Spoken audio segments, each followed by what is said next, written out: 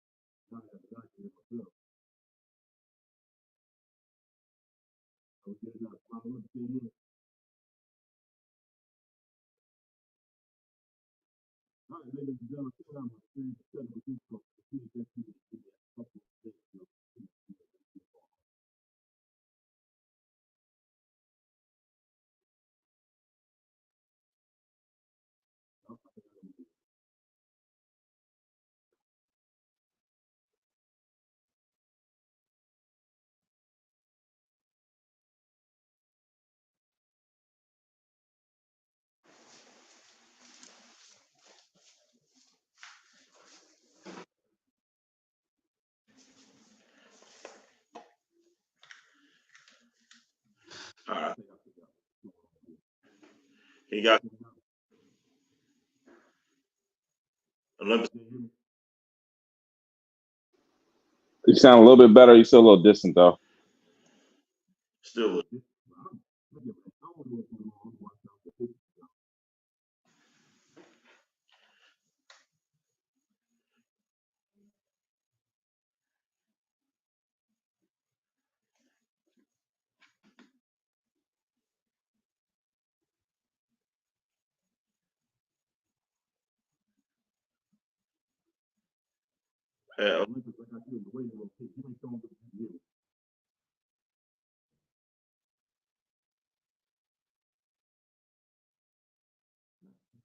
Hold.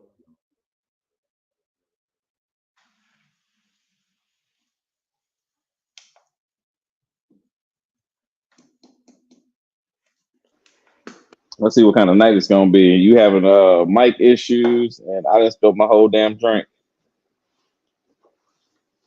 Say again. I said you having mic issues, and I ain't spilled my whole drink. Well, I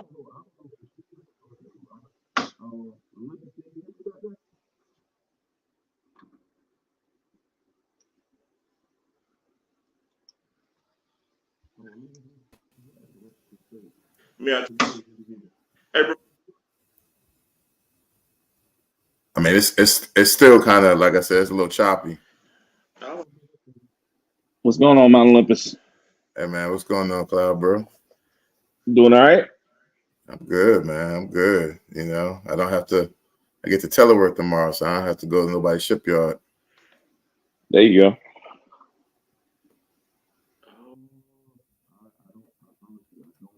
this is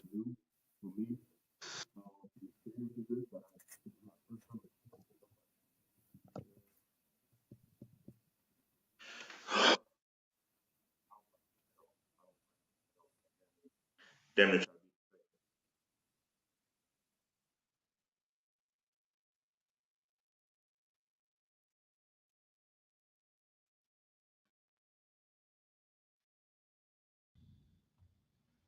All right. Can you hear me now? Oh yeah, Yeah, I now it's heard. a lot better. That's better. Oh yeah. Yep. So I don't know what it was, man. I guess I had to switch back and forth for some. I don't know. I probably just need to start leaving stuff alone. Yeah. So hey, what's going on, everybody? I apologize for the 6 minute delay. Part of that was intros and countdowns and all the good stuff. And I tried to get on here a little early. So, normally before I get started, I already got people in the waiting room. They be like, oh man, I can hear you good. But now this time, it didn't happen. Right? So again, everybody, welcome back to Red Cup Wednesday. I'm your boy, your host, Cigarologist, and my co-host out there, well, not even co-host, another host of Red Cup Wednesday, Sin from Cloud Bros. He back there. He probably got some stuff working on in the background, probably making him a drink.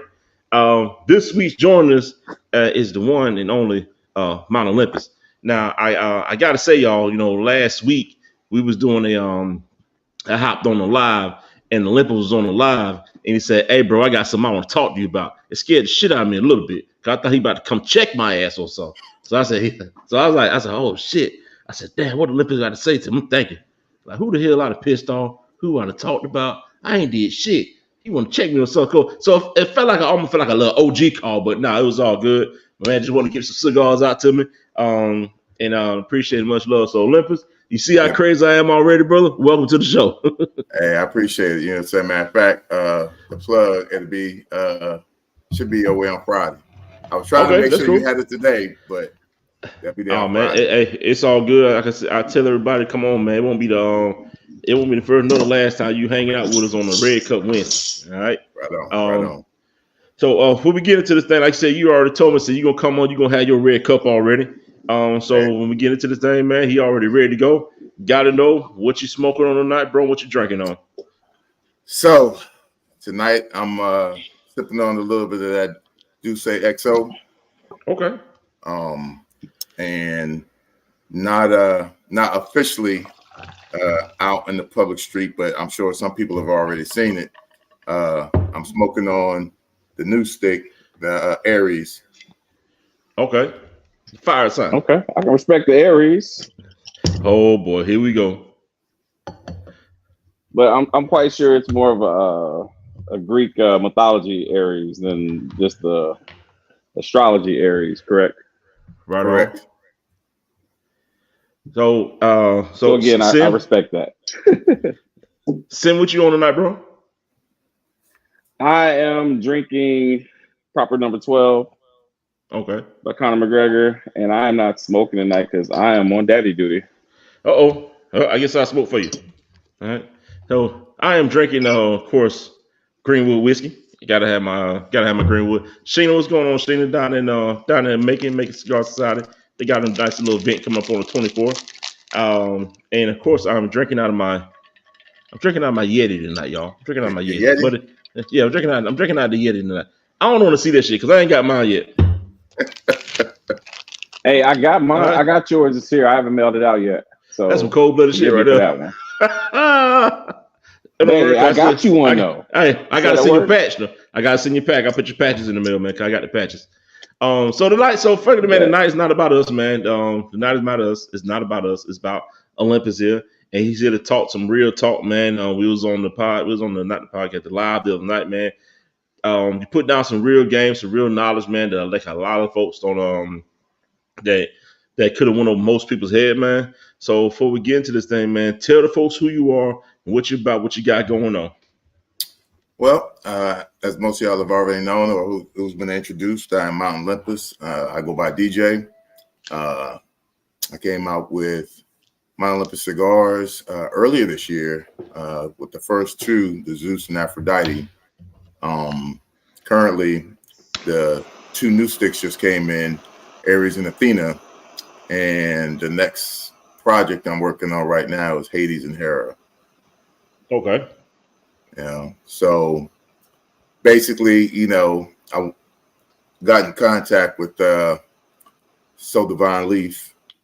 Me and him had a couple sessions and talking, and he says, "Hey, bro, I think you should come out with a line." So it's been something I had been thinking about for a long time. So I wanted to keep it simple. So I said, well, I kind of already have a Greek screen name up. So let's go with that. So we went through that line. I partnered with smoking artist. She did the cigar bands. I pretty much do the profile myself.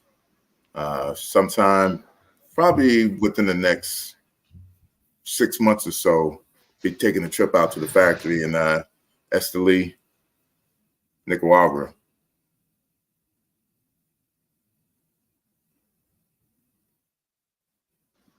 So that's what's up, man.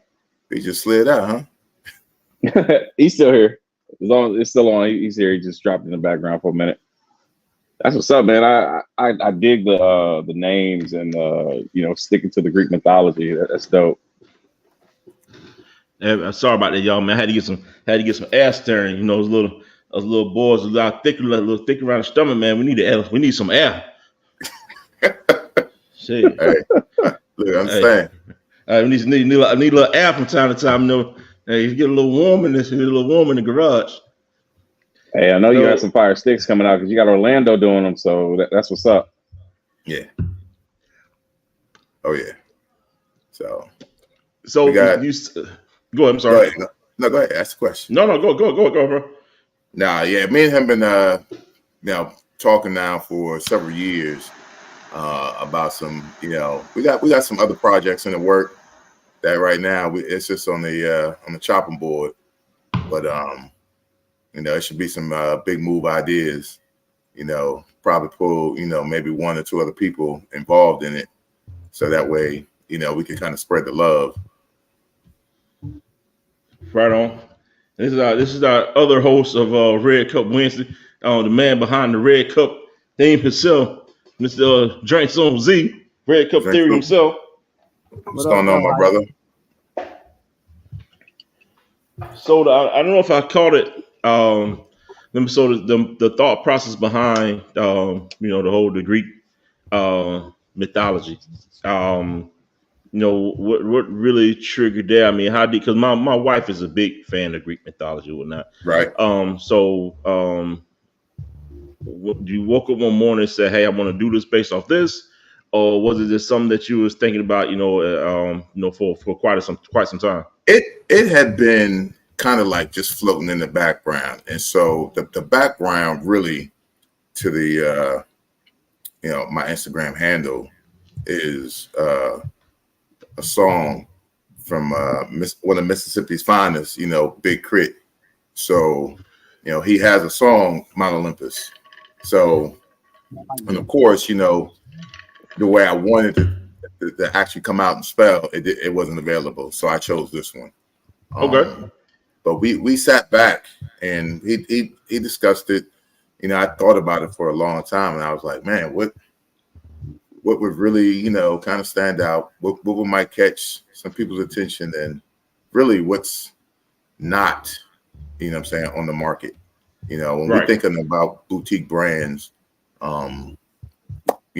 besides, the major companies, there's a lot of us out there, So, there's a lot of, varieties and things that, people can choose from. And it just depends on a person's palate. So I wanted to create a line that, I can touch different palates, throughout, from those that might just be starting on their first cigar to, someone that's, somewhat seasoned, trying to step their way through from a mild to a medium to a full body. Then, I probably have some fire for those, that like heavy hitter cigars. So when your cigars are out, I guess they've been out for a little while now. As far as when they get into the lounges and just how many are you in lounges? People to go, and how many lounges are you in? So I'm in 2 lounges now. I'm looking to talk to a couple more, back in my hometown of South Carolina and in Alabama. So okay, I'm slow moving that just because of I guess timing is probably more the best way I can describe it. Taking time off from the job, trying to travel back and forth. So you said South Carolina, what part of South Carolina? Charleston. Okay, Chucktown. All right, you on the other side. I'm up in the upstate, man. I'm up east, the Sedity folks. We up there. We up there. Yeah. You know. Yeah, you already know. The Geechee Gullah. The Geechee Gullah folks. We way on the other side. We're not. Y'all don't like us too well on this other side, but it's all right. We get along just fine. We was actually down in Charleston. A couple partners of mine. They asked me about the Charleston area because we was at the Charleston Smokeout. I'm like, man, I don't know shit about damn Charleston. Like, man, you from around? I said, no, bro, I'm from the other side. Y'all keep missing it. Every time I tell somebody from South Carolina, they want to assume I'm from Columbia or Charleston. Yep. Nah, I'm straight up I-85. I'm on that side of South Carolina, the other side. No doubt. Okay. Oh, somebody bumping in the background. Who got the music on the background? I hear it.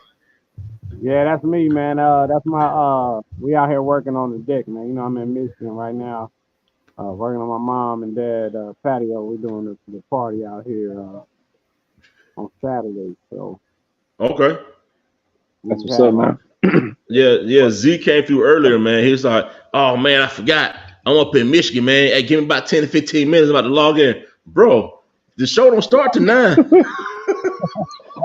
He was like, 2-3 hours early. hey, see, he was back there like, what the hell is going on? Yeah, so they put me I said he was henny typing. They said I tried to steal a break. So they put me back. Hey, don't get beat while you're here now. Oh, hey, you know you're in Michigan. That's a heavy union state, so they ain't no union breaks out there. You know how I go.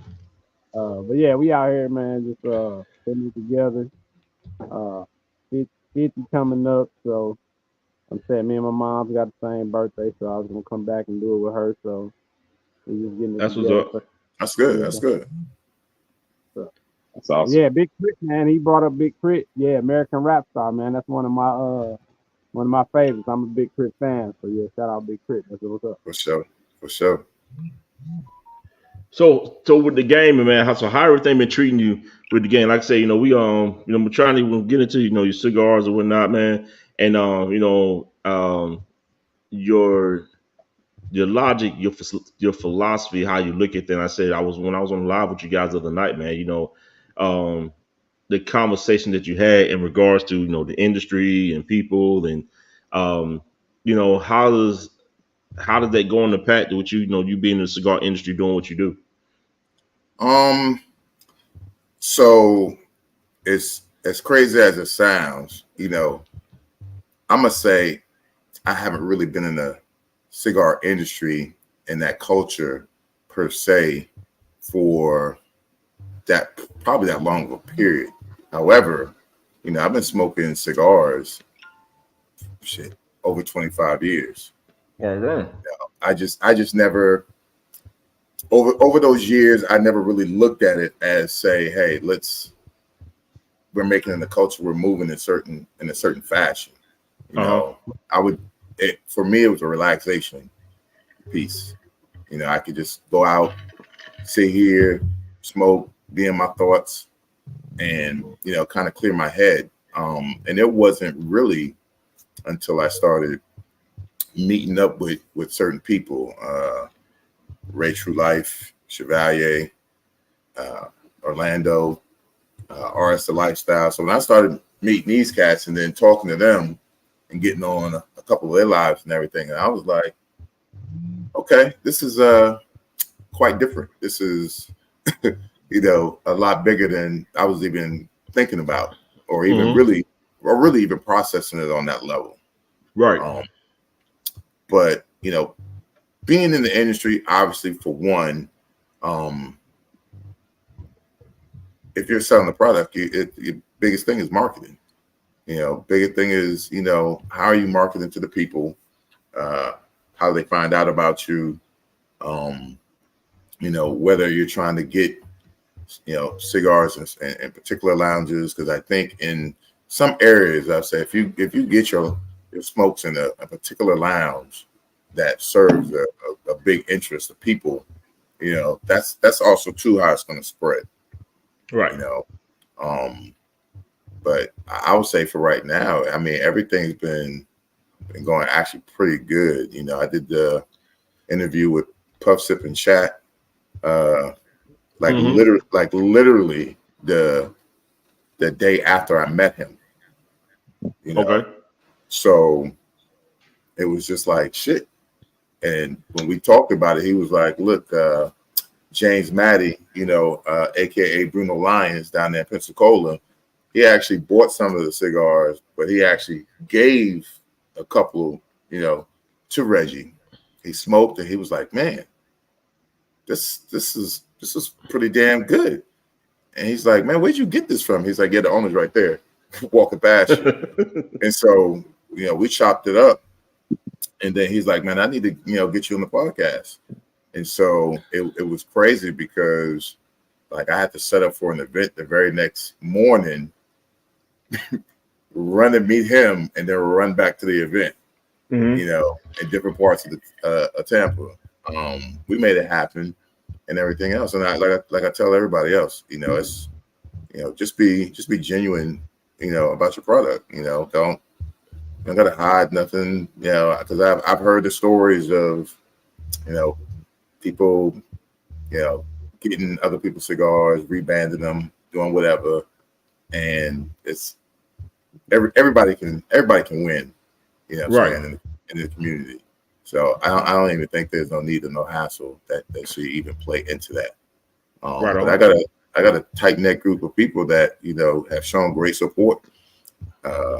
Most people, they'll probably see it on my page. Other people are posting reels, reposting the smokes that they got. And a lot of times they repurchase. So that's what's up. So origin, what's the origin? Give me I know we talked about, you got the, you're going to Greek. They thought it was some of the background of your cigars, the construction and whatnot. You can tell us where it's from or hell. We can't blend it to put it together and everything. Shit, I can't. You can tell me what's in your damn cigar, and I still want to make it or get it rolled the way that you got it. So what's some of the origin of your sticks, man? So we're down in the factory right there in Esteli, Nicaragua. Mm-hmm. Me and Orlando, like I said, we're supposed to be setting up a trip to go down here probably within the next 6 months or so. But so we started with Zeus being, my first one. And so I was like, how are we gonna make kind of this happen? Because I wanted to kind of go off of kind of their strengths as the Olympians. So even though Zeus pretty much is the god of thunder, and he's the overall head in charge, what I didn't want was his to be like a knockout punch. You know what I'm saying? Right out the gate. You know what I'm saying? I also think for a lot of people in leadership, he's not necessarily the strongest person. Right. He just knows, people placement and where to put him. So when we started with him, we started basically with a little bit of pepper, some cedar. It's got a little, probably not a whole lot of leather in it, but I think a lot of times people look at it on both sides of the story. They might feel it's sweet, but it's really not, because it has like a hint of molasses and it's got a couple of hair in it. But this is actually pretty smooth smoke that you can pretty much smoke every day. Okay. Aphrodite, she's more of an espresso. She's a box press, 5.5 by 55 torpedo. She's got some cinnamon, some nutmeg in her, but she's also got a lot of black pepper and some sweet spices. Okay. So the next two that just, like I said, just hit the pavement is Aries and Athena. Now, the construction behind them is I wanted them to be more of a full body cigar, because they're characterized as my gods of war. That's why I chose them to come out together, and they're always going to come out with a male and a female in the line. Okay, that's what's up. I asked those questions, man, because I say, I know I don't have a cigar out there, but I know Sin is Sin has his cigars out there. So when it comes to that process of putting the cigars together, putting the blends together, man, that's why I tend to ask those questions with folks out there on cigars because it's a different I won't say a different recipe, but at the same time, you putting something together special, and we're putting something together special. It takes time to put that out there. So when it comes to testing your cigars before you put them in the market, what is that process like for you? So even when I start trying to even blend, like shit, I'll probably go through maybe a box or two in a 2-week period. And I just smoke a bunch of, I won't say random, but I'm gonna sit out here on my balcony, thump some music, and have my pen and my pad sitting down. Then I go on my cabinet, and then I got all these different spices that I got. And so I just, after I keep smoking, I'm just like, all right, let me go back, get the spice. Clear my palate, go back out and smoke. So it's a long process, I think, to do it. But then, all right, once I think I have the profile down, it's like, all right, hey man, this is what I want to do. So then, we'll put it out there, and we'll get a wrap. Then they'll shoot us some samples, and then like actually me and Orlando, and I think he's got one other partner out there, will be like this, but more on a personal call, and then we'll light up. It's like, all right, tell me what you think. Okay. I've done that with Damon from Charlotte Cigar Week. He gave some good insight to it. So that's usually the process. But the process usually, once I get them and everything, it's probably like a month. Okay. Because I want to get them when I want to smoke when I first get them. I want to let them rest for a few weeks, probably like a week and a half. Then I want to smoke it again. Then I'll wait another week, smoke it again, and just to make sure that they're smoking the same. Like I'm not right. Like it's not too much spice in the morning, and then 9 o'clock at night, I taste something completely different. True. And usually what we ended up doing is making one specific person for each stick the only roller. Okay. So that way you're getting the same rolls. The same rolls, the same consistency. Yeah. Well, see, so you have two different people rolling, they're going to be different altogether. It'll be the same blend of tobacco, but it'll be a little bit different. There you go. So we're talking about your sticks. Let's let me show them this real quick.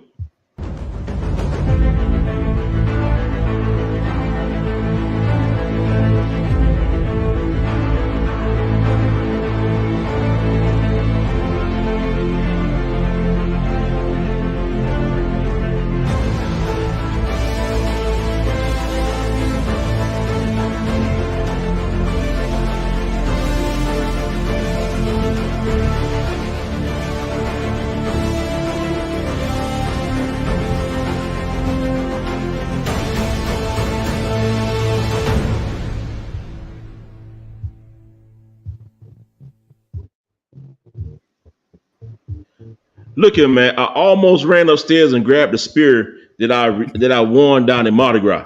I'm just saying, hey, I almost said, like Spartans prepare for glory, or ready to get in some pit to fight some lions or something. That's some lion fighting shit right there. So I was ready. Oh, but that was a good good. That's what you put together, man. That's good, and I think it's huge. The fact that something that you said earlier, that we're all in this together. We all could be able to do something good in this industry together, man. There's room for all of us. So I think that's huge. Now, one thing I want to capture on, like I said, we was talking about you were talking about people. I think if you remember the conversation, I think it was on with it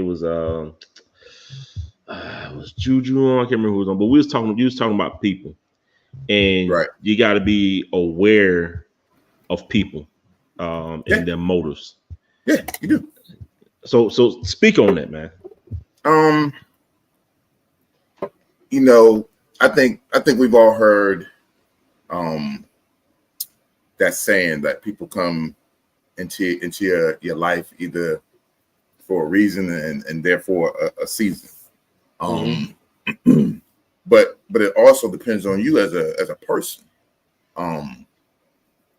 If you're transparent in a lot of ways that you move, you know, there's nothing that you need to necessarily hide. There's nothing that, you know, you want to do something malicious or anything like that. But you know, you also need to scan your room. I tell a lot of people, yeah, it would be nice if we all came with goddamn barcodes. You know what I'm saying? As people, so you already know who you fucking with, right? And a lot of times, you know, you don't necessarily figure that out right away. Right? And it's not that, you know what, if you didn't rock with somebody because of a certain situation that went down, a lot of times, you know, a lot of situations gets fucked up when there's money involved. For the most part, and then, you know, when we talk about relationships, you know, for men and women, it's always the emotional aspect, you know, that people tend to fuck up or lie about, and things like that. So, you know, you just have to be honest with the people that you're, you know, discussing. Like, I unplugged from IG last year for like, I don't know, it was like 2 weeks. Yule and Ray, they was like, man, what the fuck? Like, I guess they were trying to tag me because I had just, you know, disabled the account. You know, it was still up, but they couldn't do nothing. So them two brothers called me. So, hey man, you good? I'm like, yeah, man, I'm straight.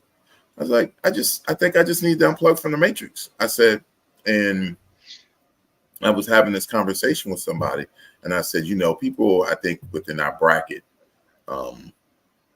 I would say most people within our bracket, we can do that physically. We can unplug and just, you know, get away from social media or whatnot.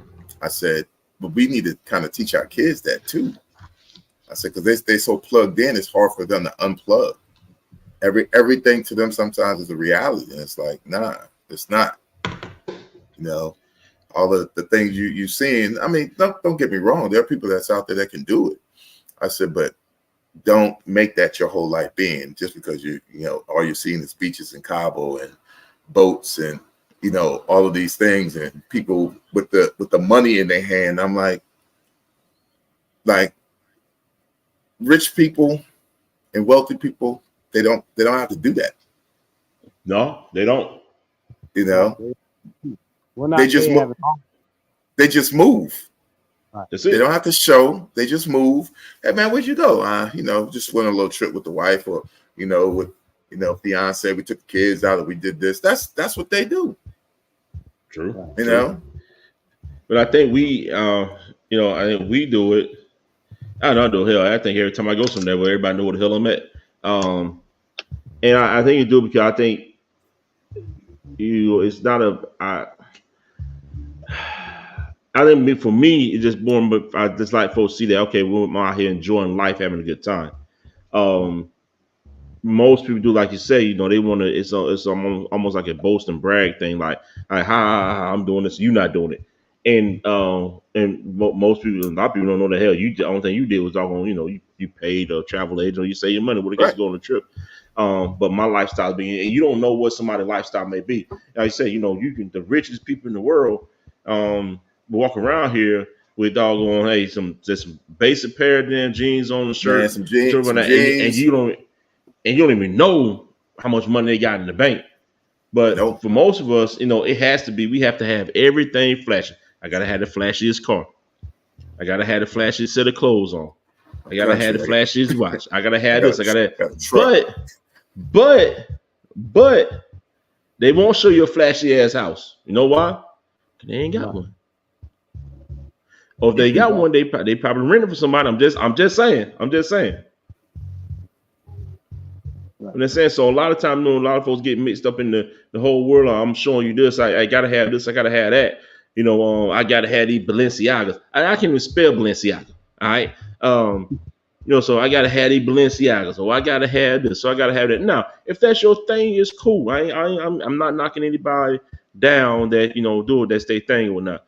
But at the end of the day, I can't tell people how to live. But that's true.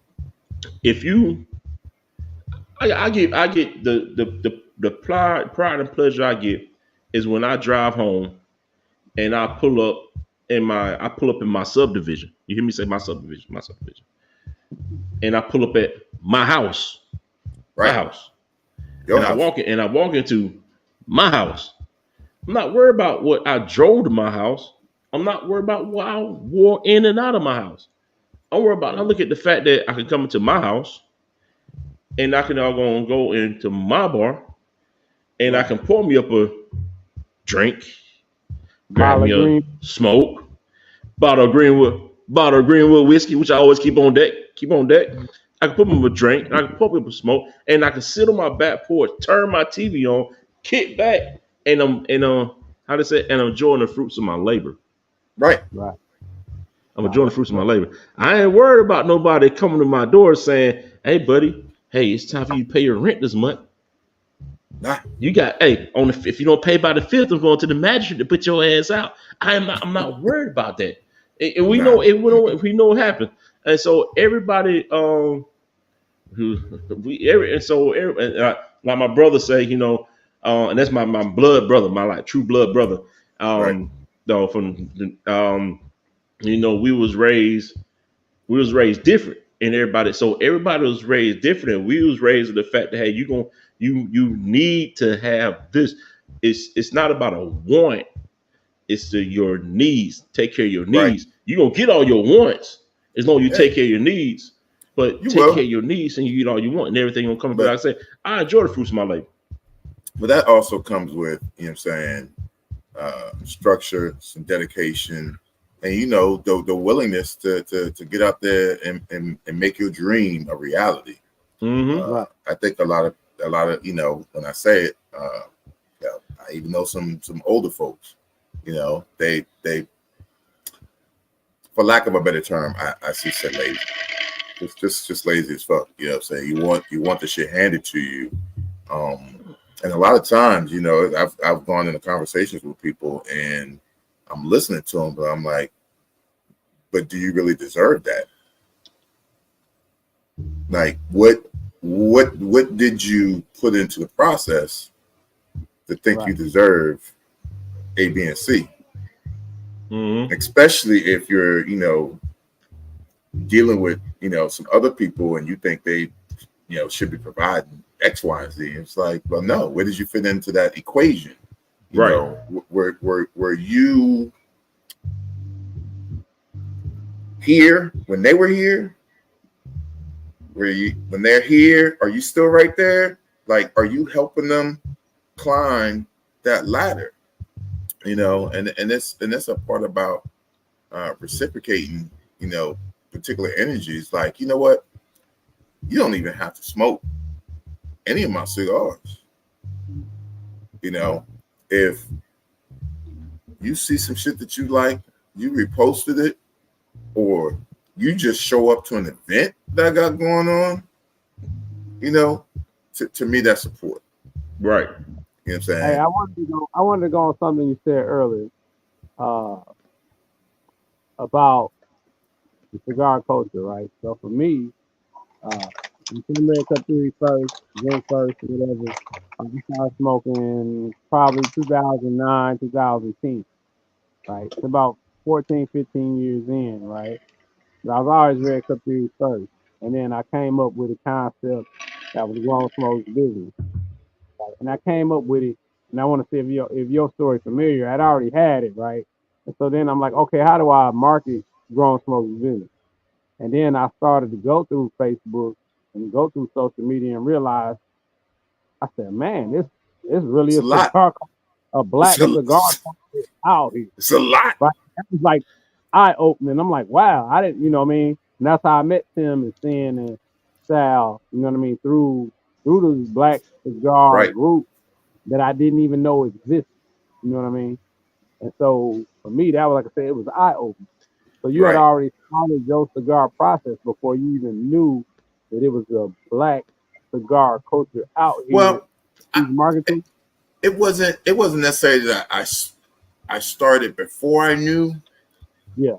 I started learning about it, and then I met some individuals, and I was just like, I'm like, what? Y'all doing what? I said, right. Get the fuck up out of here. And then once I started talking to them, I was like, it really started to resonate because I wasn't like really on any kind of radar like that. Right.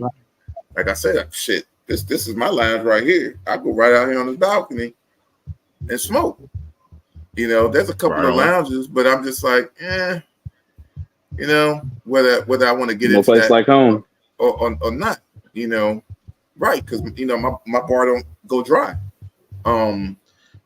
Period. So my question was, you were already in the process of producing your own cigars before? No. So when I started learning, you know, like, oh shit, this gate is like a triple wide. It was a floodgate, and I was like, what the hell? Then I just started seeing, like, once I got connected with Ray Chevalier, Orlando, RS, it was like, bam. I started seeing different podcasts popping up. I started seeing all the different boutique brands, and I was like, holy shit. And so probably like literally 2.5 years into knowing them cats strictly is when I was like, when Orlando approached me and was like, look, bro, I know how you smoke. You know what I'm saying? Let's do a collab. And so that's when I started the process. And it's everybody's like, man, you can put your cigars out like that. And I said, no. Because he actually talked to me and broke it down in the process. I had people knock, hey man, when the cigar's gonna be here? Like, hey man, slow down. A couple months later, hey man, when the cigar's gonna be here? I said, hey man, chill out, buddy. You know, because it's a whole lot that a lot of people don't even understand. From, hey, you know, they can't do nothing till you get the profile that you want. Right. One. So that's on me. Yeah. So that's my portion of the timeline. Then once it gets to them, all right, what kind of tobacco am I going to put in it to match this? So then that's their timeline to go through that. All right, let's do this. All right. Once that's all done, you know, as we talk about, and I'm sure Cloud knows, you know, when you coming through that, hey, now you got to come up with these little motherfuckers that you got to put on. And so that's another part of that process. And then the process that we have absolutely no control over is when you're talking about, hey, once they're, you know, curing, you know, ready to go, they get banded. Now they're wrapped. Right. We have no control when it comes to shipping, you know, because of because you're doing with customs. It got to go through 2 sets of customs, you know, and hell, Miami is just one of them ports that they're gonna be like, hey man, we got how many boxes we gotta go through? Nah, man, we're not doing that this week. We might do that next week. You know, and then on top of that, you don't even know if all your stuff is gonna make it to you. True. Because you can't take a You got to L. factor in those losses. You got to factor in those losses.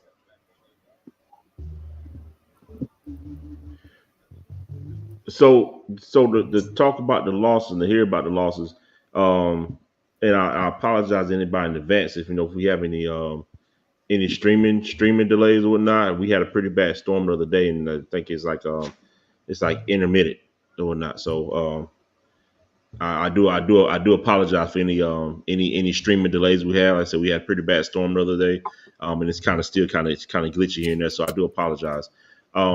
We talk about those opportunities. Sin, have you experienced those opportunities when it comes to your smokes? So as far as delays, I've experienced not necessarily a delay. I only experienced 2 losses, and one of them I can't really say I count it as a loss. But one guy ordered smokes from me, and when he got his package, they had already opened it, and it had to be a cigar smoker. They had opened it, had a V cut, smoked a little bit of it. Was like, oh, okay. Put it back. Stop playing. Damn. Wow. Put it back. Close. Probably retake the shit and send it on this way. Wow. Hey, what? Hey, I was like, bro, stop playing with me. That he's like, yo, he was like, boom. He showed me that. I was like, no, hey, Sin, how long it take? He should have went ahead and kept the stick. Huh? How long did it take you to get that package, Sin? I was tripping over that cup like a week and a half. I'm like, bro, I said, it was like 2 weeks. Yeah, I'm like, ain't no way you ain't got it. I said, you know what I mean? Yeah. It's easy out here, man. I done had that post office problem like a couple times sending people stuff. I didn't resend people stuff for real. You know what I mean? I told the cat, I said, bro, look, I'll put you 2 more in the mail. He's like, nah. He's like, because I'm going to reorder. He's like, you can hook me up on the back end. I said, okay, we'll do that.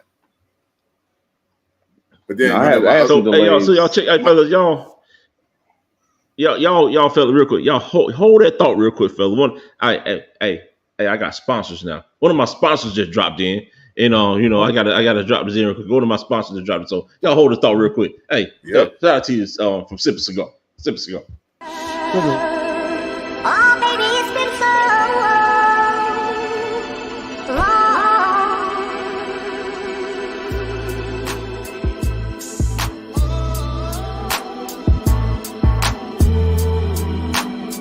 This is rated R.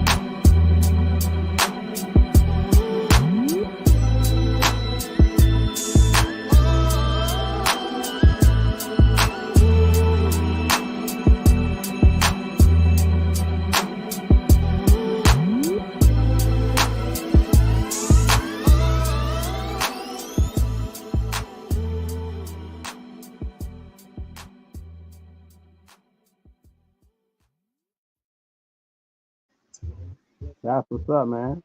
Hey, shout Yes, out sir. That's my man D for Sipping Cigar. Sipping Cigar, Black Excellence, down in Noonan, Georgia. 8 Bullsboro Drive, Noonan, Georgia. That's my man D. Came on and said, hey, bro, I'm going to sponsor your show. So my man D is in here. D going to be dropping a couple packages here. He just don't know what it's going to be to add out for promos or whatnot to give out that during the show or whatnot. So shout out to you, D, man. Appreciate you, man. D gave us something special down here in Noonan, and we appreciate it. So shout out to you, D. Appreciate you, bro. Love you, bro. So back to the messing up the cigars and this and the other whatnot. Y'all cutting them open and shit getting all fucked up.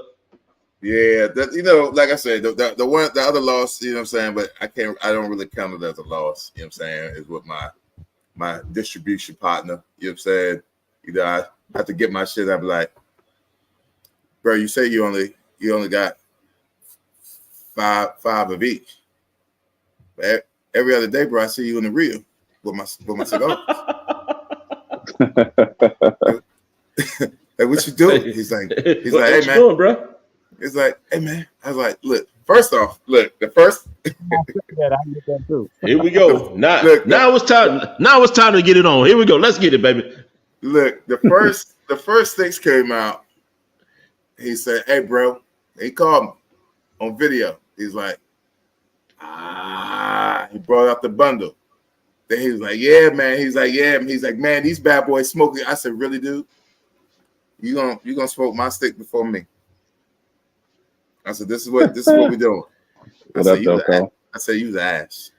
I said, all right. I said, next go around, you better not smoke these next two before I get them. Like, they better be at my door, and then when I call you and be like, all right, let's go outside so we can have this smoke session. But yeah, other than that, man, it's like I said, it's been great. It's been going good. That's something. That's what's up, man. It's and it's I guess I'm not gonna say I guess I know it's a blessing to be in your shoes. But anybody's shoes who's doing something great that they love doing, you know, and everybody that's on this panel tonight, man, we all do something that we love doing.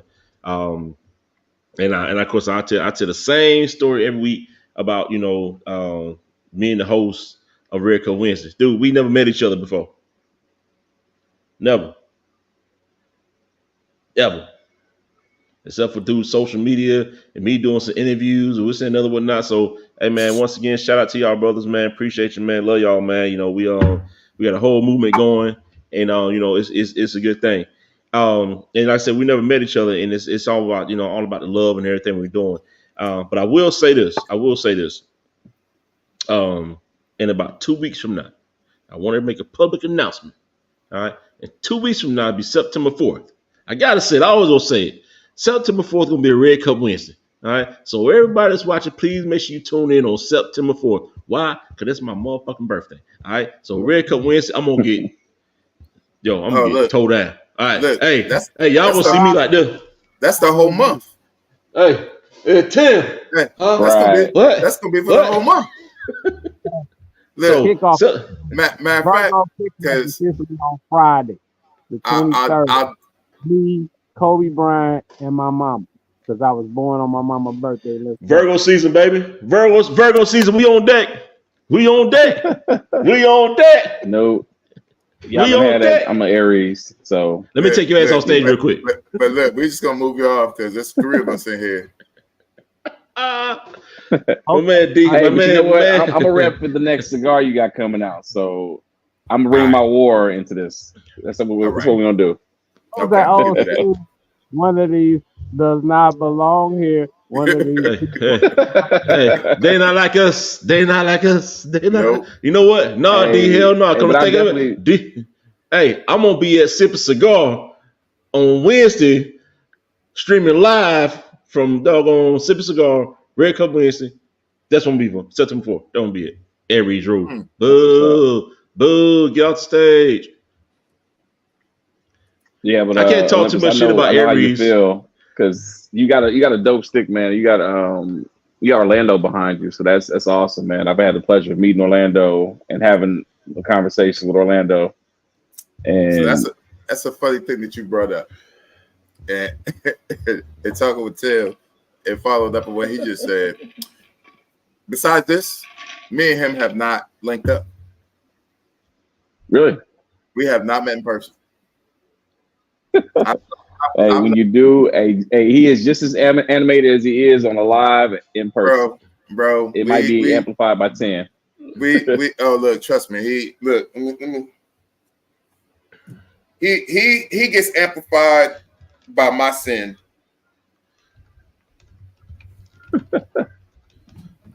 So yeah, I send him low care packages every now and then or whatnot, and I sometimes see the aftermath of that shit, and I just be like, hey man, leave the shine alone.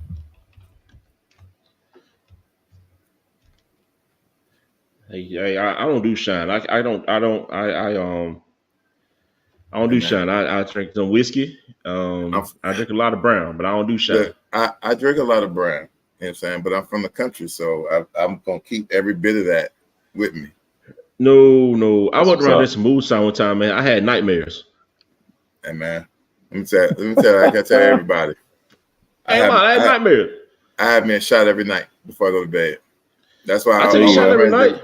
They'd be like, man, you ain't sick. I think you had a cold this whole year. I said, nah. I'm not. See? He knocked whatever it was out. I take my medicine. I take my medicine every day. Look, I tell people I get to knock on wood because I've never, caught COVID. So I'm like, I'm good. Man, look here. More time they're using the things that's around them, just like honey. They say do the local honey because it helps your immune system. So y'all using everything around y'all, it makes sense. You know what I mean? It makes perfect sense to use everything that's around you. And they putting it in there. Oh yeah, like it was. I guess crazy. Like I tell most people, I was like, man. I said when COVID hit, I said, look, everybody running to get toilet paper and this and that. Look, I went straight to the vitamin section. Yep. Let me get a little bit of this. Let me get a little bit of this. Let me get a little bit of this. And I was just taking little concoctions or whatnot because I wasn't shut down during COVID, man. I was on travel for work. You know what I'm saying? 9 months in 2020. Let me tell you what my dumb ass did. When I heard they was shutting stuff down, most people do certain stuff. They call the kids' schools. They call the job.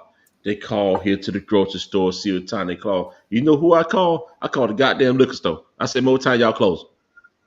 I said, hey, look, the city of Atlanta shutting the city down. I need to know what time y'all closing.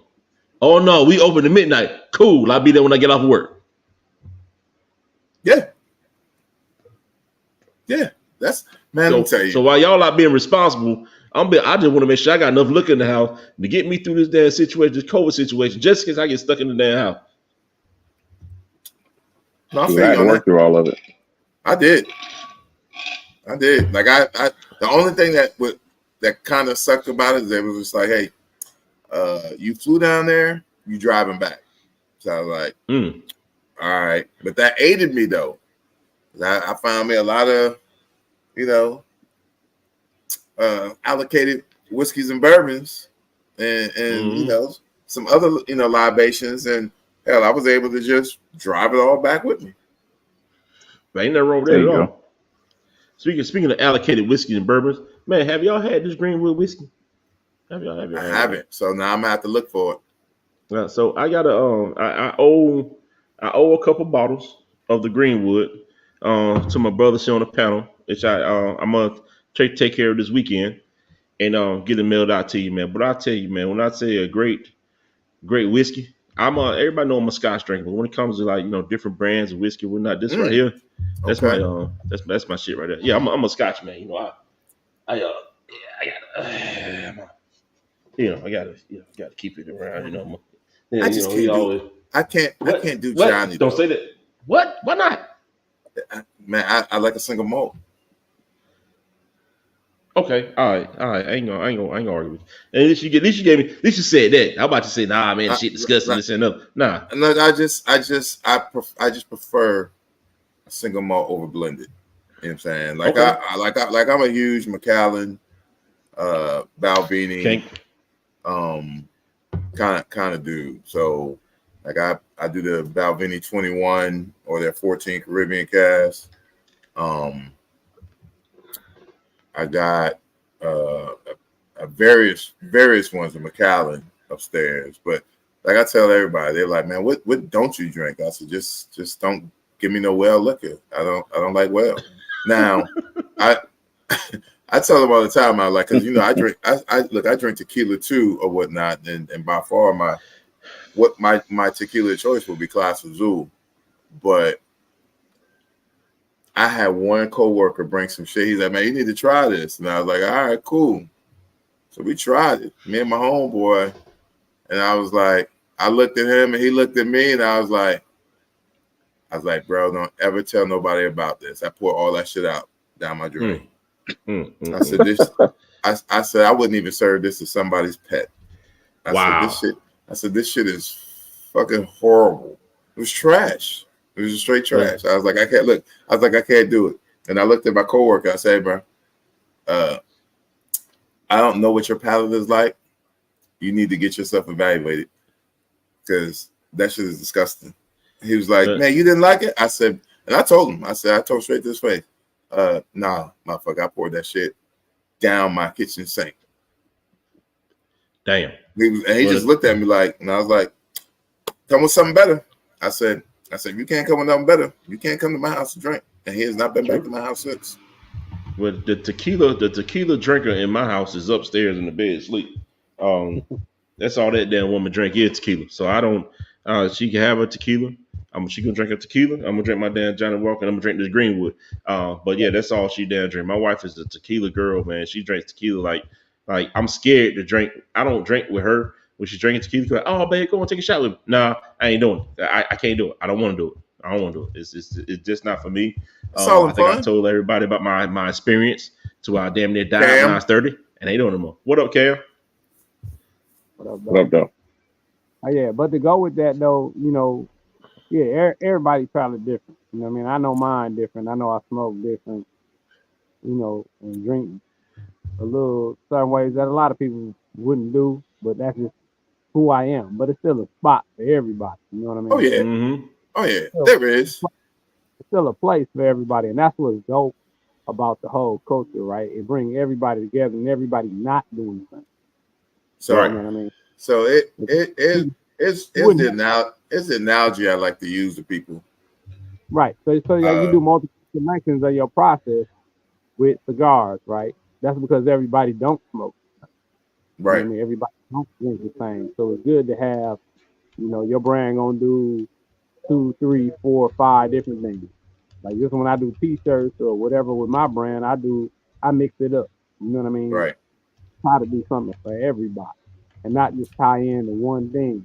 So because it's all of us still together. You know what I mean? So that's what's up. Yeah. You know what I mean? And like you said, letting people know that it ain't the way I get down, but if that's the way you get down, still cool. Because we still like on the same plateau. Right? Right. Right. So I just use the analogy, you know what I'm saying? When we talking about the cigar culture, I see it no different than the food industry. I said because blending a cigar, creating a profile is like a chef in the kitchen. Now let's think about how many restaurants we got scattered all across this goddamn globe. It's a lot. It's no different than, us as cigar owners, you know what I'm saying? Whether you are a major brand or a boutique brand, you are the chef in your kitchen. You are cooking the dish for people. Plain and simple. True. So, True. Just get in the kitchen and cook. If you like it, I'm sure somebody else gonna like it as well. At some point, somebody else gonna appreciate it. Right, that's the dope part. Somebody gonna appreciate it no matter who it's coming from. You know what I mean? Because like we were talking about earlier, like you brought up Big Crit. A lot of people don't listen to Big Crit, but I'm a Big Crit fan. I was appalled by that. I was like, what? He has an audience. You know what I mean? He has an audience, and that's dope. He got a huge audience. That lifestyle, doing what he does based on his audience, and so I think that's what we all try to do is get people that understand exactly where we're coming from. And so that's the beauty of doing what you love to do, is finding those people that get it. You know what I mean? That's what you're looking for. You're Yeah. looking for the people that get your cigar. You know, Sam looking for the people that get his cigar. Sam looking for the people that appreciate his podcast. You know what I mean? And I'm appreciating, and I look out for people that understand what their theory is. Like, that's just who I am. You know what I mean? And so in the beginning, right, we think that, you know, 100 million people should be on what I'm on. Not happy. You know Nah. what I mean? You're Nah, going to ain't get the happy. people that appreciate you, and you got to figure out how to reach them people. You know what I mean? That's the dope part. Yup. How many people, bro, what you saying, don't smoke your cigar that you know? That part. That part. That part. Don't I mean, I got a good count, but you know, I don't. But the thing I look at it is, I don't even count that part. You know what I'm saying? My thing about, I think, my cigars is when I'm talking to lounge owners, Yeah. things like that. You know what I'm saying? Right. If I've, you know, brought some stuff to you and everything, and it's really about being a good business. You know, Yeah. if we got some rapport, like you gotta give the communication aspect. And I give 2 examples. I went to a lounge here, talked to them, gave both of the owners some samples. Hey, let them smoke or whatnot. They said, hey, hit us up so we can do, you know, get you out here for a cutting light. Right. If I step outside, my crickets are louder than their response. Went to another That's true. lounge in Tampa. You know, same thing. They actually approached their committee and was like, hey, blah, blah, blah, blah. And I'm like, all right, cool. I'm down. Hey, that's this locations. I'm great. Right. Gave them the samples too. So South Carolina, then you went and took it to Tampa, and it was a different Right. response. Oh yeah. So the crazy part is I think I went to South Carolina first, and that's because I had to go there for a family emergency. You know, my mom had a stroke and everything, so I had to shoot down there, spend a week down there. And one of my buddies, one of my good high school friends, was like, "Hey, man, the owner wants you to come through." You know what I'm saying? But he didn't know I was there at the time. Like I said, it was a spur of the moment thing. So I showed up to the lounge. I'm smoking my stick in his lounge, and he comes up, shakes my hand and everything, and I say, "Hey, I need to talk to you." And he's like, "Huh?" I said, "Yeah, I heard you was looking for me." He's like, "Oh shit, all right, cool." He went, did a couple things. I mean, literally within 20 minutes, we sat down, we talked. I gave him a stick. He lit it up. He's like, "All right, bro." He's like, "Let me get a bundle right now." He got the bundle, with it, grabbed the box, put a price on it. Bam. It was inside his humidor. That's what's up. Like that. That's dope. what's up. You know, so fast forward and going down to Tampa, you know, and they were kind of making the noises that I thought, you know, Buddy was making. They kind of did the same thing. So I'm thinking, hey, maybe I'm communicating with the wrong number or whatnot. So, you know, I grabbed their business cards, typed them in. Nope, right number. You know what I'm saying? They just, you know, I guess either wasn't feeling the vibe, but, you know, at the same time, you know, I'm not saying that they had the best selection in there. But I could just see why, you know, right now that lounge is no longer open. But that's neither here nor there. Right on. That's all, man. That just real talk, man. When it comes to it, at the end of the day, you know, when it comes to, and I know that my man D, you know, one thing he was talking about before was looking at, you know, getting in a section, you know, I think somebody mentioned it before, like a week or so ago on the show, a section of just boutique cigars. Because there's a lot of cigars out there, and sometimes you see guys walking to a cigar lounge and they say, "Hey man, hey, do you have this Camacho, or do you have this Perdomo, or do you have this, Right. or do you have that?" And those folks. I mean, now, let me say this: people smoke what they like. They do. They do. Yeah, they going to. But a lot of people are label smokers. Yeah, I'm not. Band horse. And right. So I can buy a stick, take the band off, and smoke it, and be okay with it. I don't have to show you unless I want to say, hey, well, I'm displaying something or promoting something, whatnot. But I can take a band off and smoking. You ain't got to know what I'm damn smoking. I don't. That thing. Like, I'm making that bitch gonna be naked when I smoke it. So like I've done that.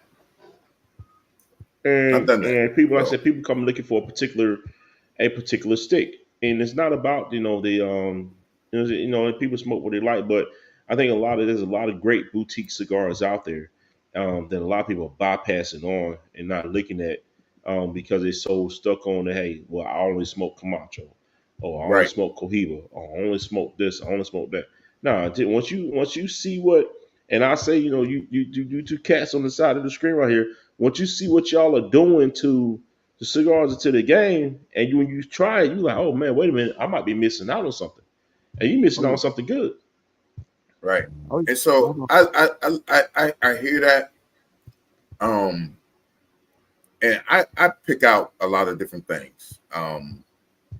Like I think we talked about it last night with Sean and So Puff and Sexy, with her talking Tuesdays. She and I both kind of like had the same philosophy. Even Juju was like, look, if I'm going to a new lounge, and they got a house blend cigar, like I might want to try that. Mm-hmm. You know what I'm saying? Because what a lot of people don't even understand is, yeah, I know you see that Davidoff, late hour or whatnot. Trust me, I smoked it.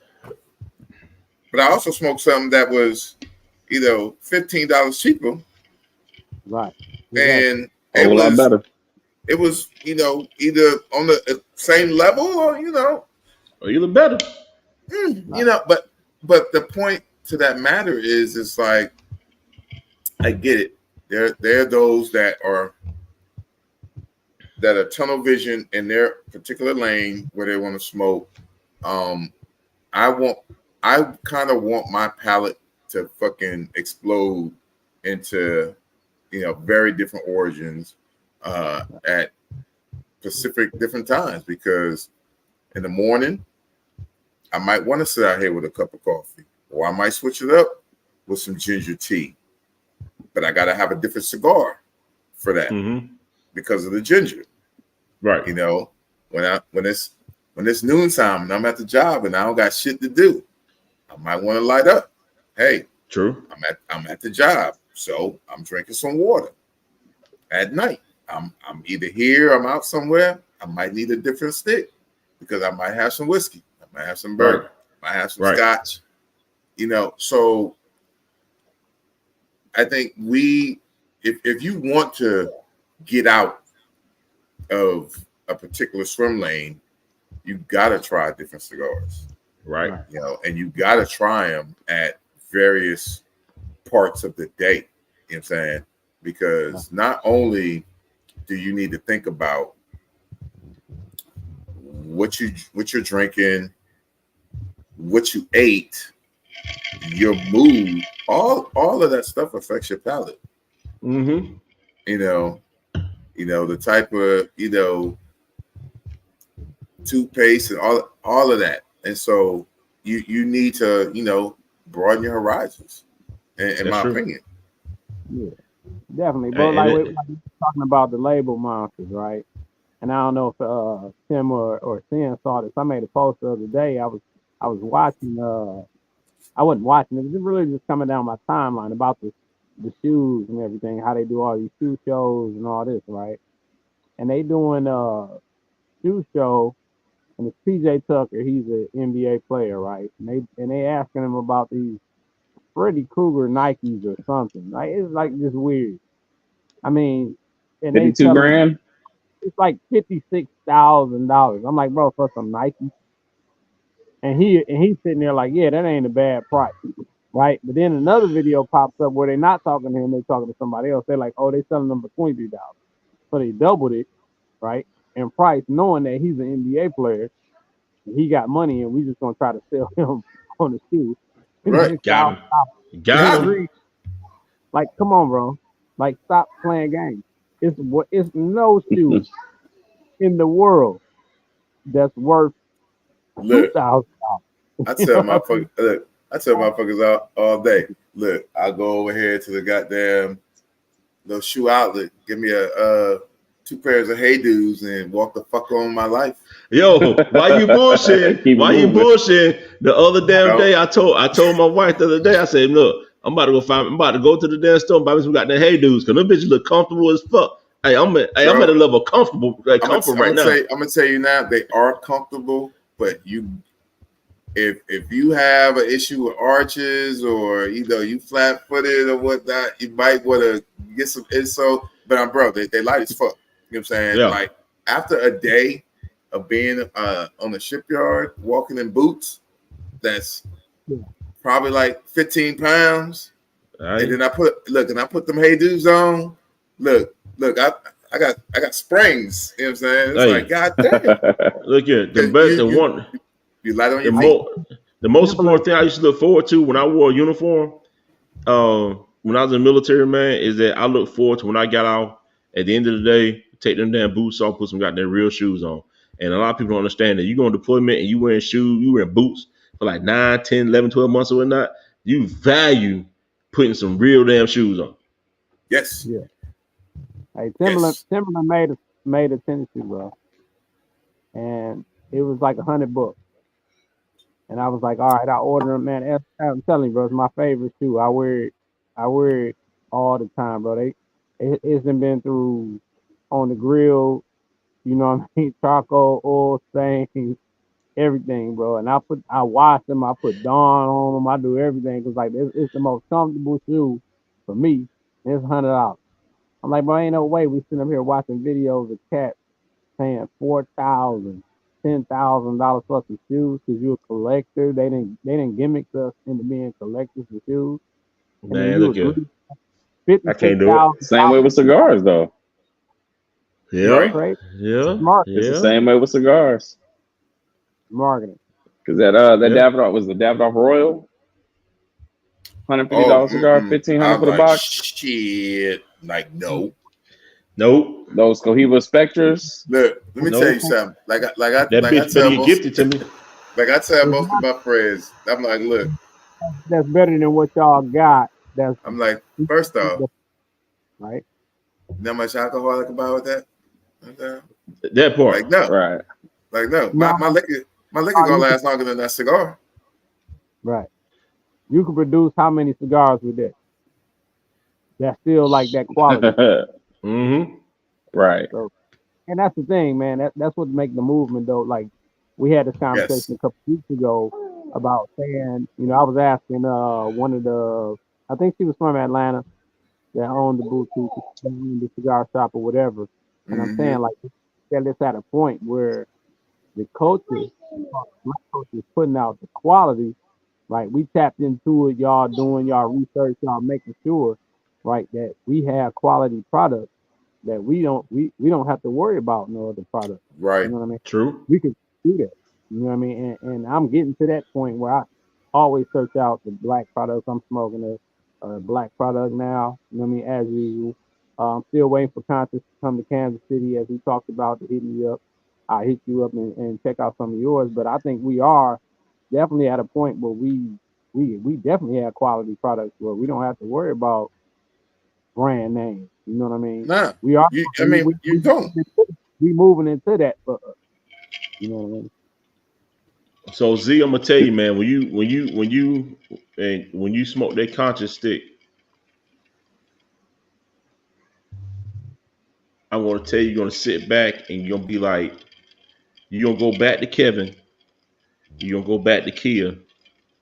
And you're gonna tell them this is a damn good cigar. Same way we do with Sin, and and the disaster pack and this thing. You're gonna go back and say, you know what, man, you got a damn good cigar. And it's like, and I can't wait to his cigars get here and whatnot, man, because I'm pretty sure it's gonna be the same effect. Yeah.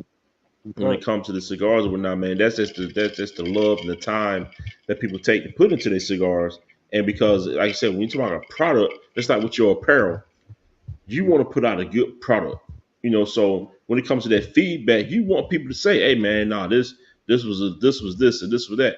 They continue to be able to give you that good feedback on what you got going on, man. So, it's feedback is good, but Yes. also being a person to stand behind your product. Like then Yeah. like my man said in what was it, American Gangster, and Blue Magic said, "I stand by my product. That's my name." Like on General Mills, I don't give a damn what you call your shit. You call it something else, just don't call it shit goddamn Blue Magic. So he Probably blue. stand by it. He stand by it. He stand on it. Right. Straight up. Yeah. So yeah. I Check. that would probably be the only aspect I maybe I don't want to be. I really don't want to be biased and be like I know my sticks are great. I get it. You know what I'm saying? But it's me. So I always tell people that, look, don't hold nothing back. Give me your honest feedback. You know what I'm saying? Because I need to know. And it's more than just, hey man, the cigar was great. Like, but I need to know. How did it burn? Was it canoeing? Was it splitting? Like let me know. You need that specific critique. I need those details. I need those details, because when I go back to the factory, I'm like, look, I've had this issue, or this issue. You know what I'm saying? And if I'm not getting it, then how can I make it better for you? How can I not, True. You know what I'm saying, address, some particulars, that I know we all go through it. Like shit, I, smoked one of mine the other day, and I was like, I started seeing it was trying to canoe, but I was like, no, I'm going to stop you right here, But a lot of people won't do that, right? They'll just smoke and be like, oh shit, and then they might sit it down, they might chop that part off, and then try to relight it. And I say, I'm not going through all that. So I don't know if you know, Sin just took a whiff of probably the steam that he got in his hand that he probably want to smoke bad, but he on duty tonight. He got the kids, so he want to smoke that steam. You know what I'm saying? Look, hey, matter of fact, hey, what time? What time your kid's supposed to be in bed? That's my daughter, so she don't go to sleep till we lay her down. Oh, but it's going down. I am smoking tonight. I'm about to say, because I'll be like, look.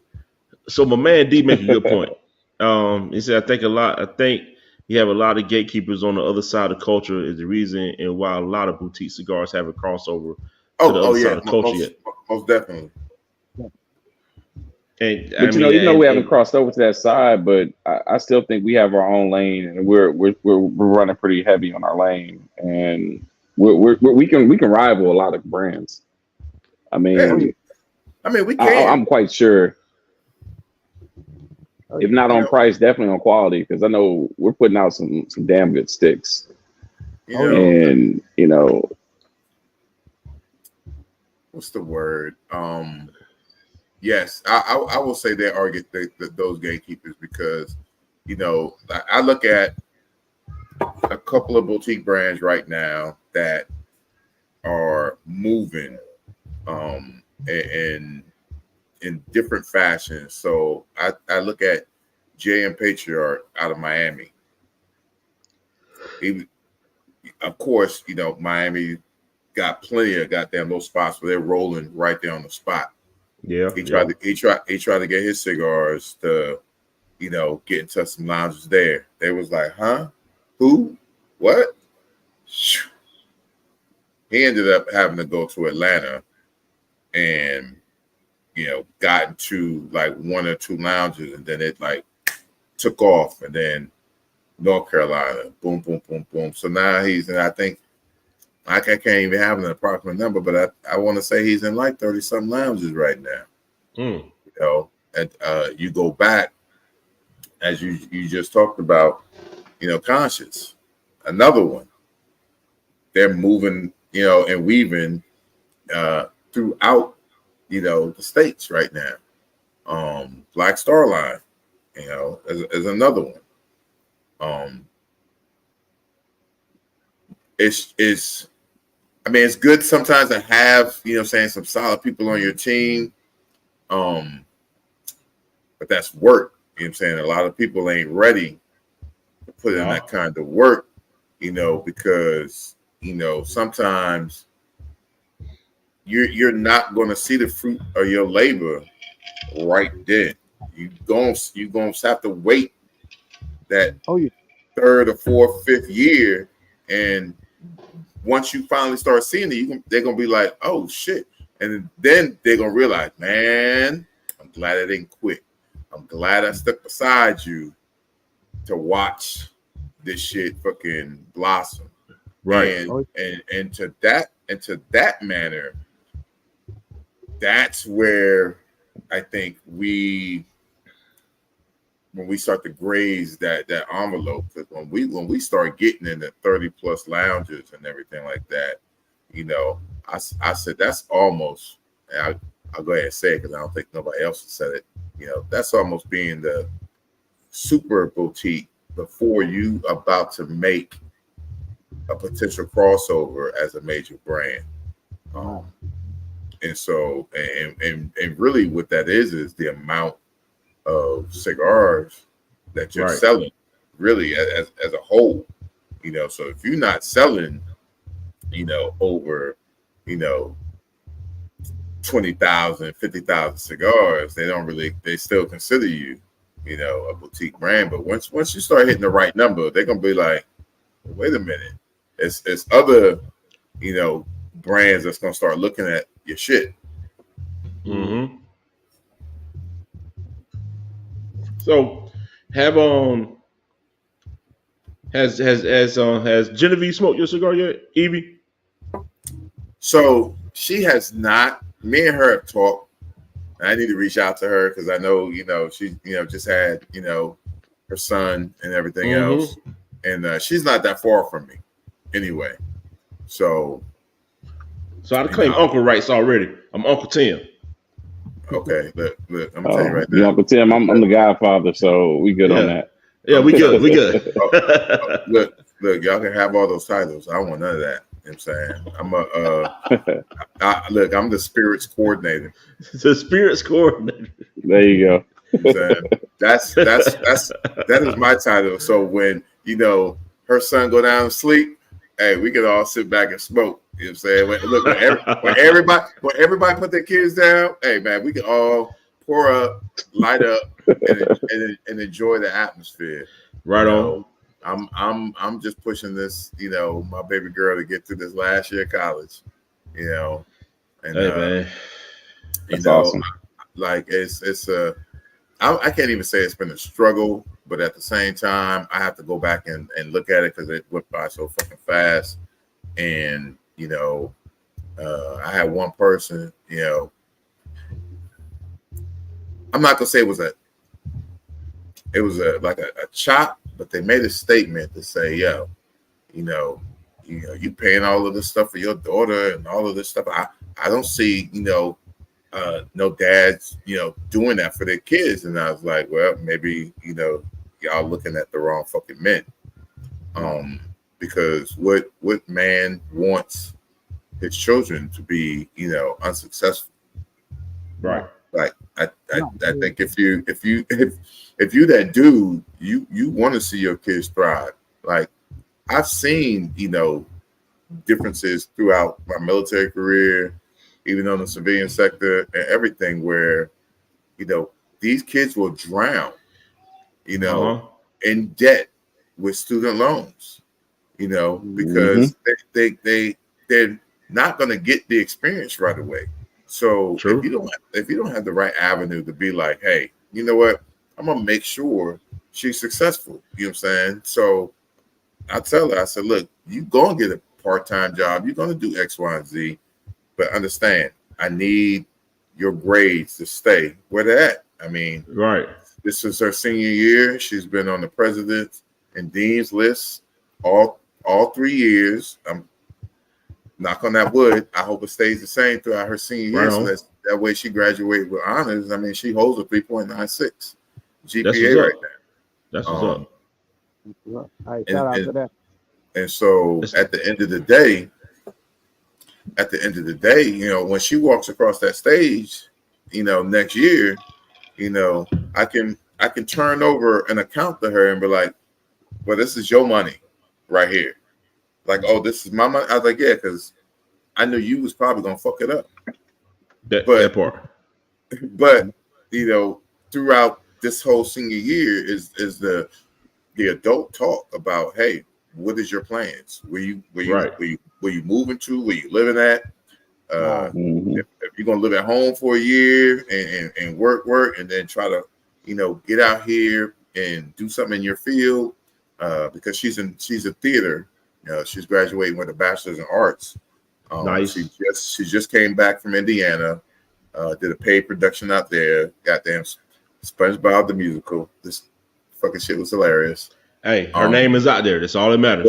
But you know, she got paid for it. She had another paid gig where she, you know, was an assistant choreographer. You know, I just told her, I said, look, you gotta build your resume. You gotta build your resume in every which way fashion possible. If this is your dream, I'm gonna support you 100%, and I'm gonna push you to that. But understand, at some point, I'm gonna need you to let them wings flap, and I'm gonna need to see how you glide. And if you gliding good, don't worry, I'm gonna keep peeking my head to make sure, you know, you ain't doing this right here, because I'll do this and be like, all right, you good. But at some point, hey, when you call me, I'm not gonna answer because I'm not gonna be in the country. That's it. That part. So you say when you wore a uniform, what branch? United States Navy. Okay, cool. We all right then. We good. I thought you about to say something about the Army or whatnot, but we all right. We good. We in there. Old Marine, old sailor. We good. We in there. We ride together. Yeah, 26 years submarine duty. Ooh, buddy. So I rarely get to talk to submarine. Hey, what's up, Anissa? How you doing? I rarely get to. I mean, I had when I wore a uniform, but after that, 26 years submarine duty. Damn, and I say damn because I've seen a sub. You gotta tip your hat to that. And I mean, shit. I mean, bro. I mean, what was that like being on submarine duty? 26 years on a submarine duty, man. What was it like? I will say this.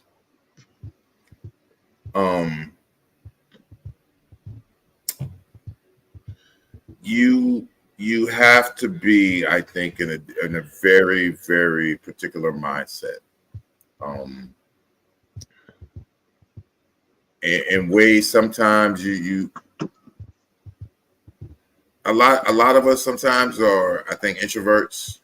We have some, you know, extrovert characteristics. But you know, it, like I tell a lot of people, you just gonna be a different breed, because at the same time you got to think you're producing your own oxygen, you're producing your own water, you're underwater the majority of the time. The only sunlight you may see is the fact about poking that scope out and looking around like, oh, it's daytime, or you know, we're gonna surface because we're gonna pull into a port, and you know, that's it. I mean, my workspace was always dark, so right now I'm highly sensitive. Even though I grew up in the country and everything else and been down these fields, right now, I'm very sensitive to sunlight. Right. You know, How like much part of the year do y'all spend in the submarine? Like I said, 26 years. How much part of your year is dedicated to being in submarine? ooh, I mean, it depends, man, bro. It depends on the operational tempo. I mean, one particular year, I was gone for 305 days out of 365. Um, Shit. I Wow. when I was at one of my other duty stations where I was on an inspection team. I was only on the inspection team for 2 years, but I spent the year of that at sea. So I mean, it really depends. I mean, sometimes and I won't even say it's a luck of the draw. You may wind up on a boat that's in a shipyard, and as your first tour, and that's a hard tour to kind of go through because you got to get qualified. You might be trying to get qualified on a boat that's ripped apart, so they might not have equipment that's there, that's supposed to be there, that you're supposed to be. Well, it would be right here, but I hope I'm taking good enough notes, and you hoping that you're learning from individuals, because for the longest of times, and I'm not sure about if they changed anything with the surface Navy, qualifying submarines was a thing. Like, you didn't have an option. You know what I'm saying? And when I say that, even to this day, we're strictly a volunteer community. Mm-hmm. You volunteer for that, because they understand it's hazardous duty, Right. as well as confinement. Right. Because like I used to tell people all the time, I said, yeah, when I go out to sea, I'm like, yeah, I got one foot in the grave and one foot, trying to swim. Right. And Wow. you got to think about your surroundings and everything else, like the hurricanes, the tsunamis, and I wasn't even more so worried about those catastrophic events that we have in the world. I worry about water somehow getting in when it's not supposed to. That part. I got to think about a fire. I got to think about somebody that potentially may not be mentally stable enough to be deployed or necessarily be underwater for a particular period of time and freak out. You gotta be able to look left and look right and be like, all right, motherfucker, like, we about to get off and watch. Like, if a fucking alarm goes off, you know what I'm saying, motherfucker, you better get scooting with the boogie, because we've learned a lot of things from, like, the bonefish. She got caught on fire, and that fire kind of basically destroyed the ship. The same with the USS Miami up in Kittery, Maine, when she caught on fire. But that was somebody that actually set her on fire. Then you look at, like, the some of the other boats, like I think it was the Nautilus and everything like that, where they went out. And that's where we started getting really, really in depth with QA programs to actually run a lot of stuff through the gamut to be like, hey, we need to figure out how this shit works, and we can safely get this boat back up if it actually has a casualty. Oh boy, here this guy goes. So Talk this salt tank. Look. Hey, so D, my man D is sipping cigar. He's a retired Navy chief, man. So he talking all this. He probably sitting there smiling from ear to ear right now. Look, Right. so look, be focused on your daughter, bro. That's dope. I'm a quickly turn his smile into a frown, because I saw his video and everything that you streamed and everything. I was like, man, that's a dope ass video. Until I seen something, so I'm gonna go ahead and let him see something, so we can sit here and have this argument. Oh shit! Here we got them go. I knew somebody will start some shit.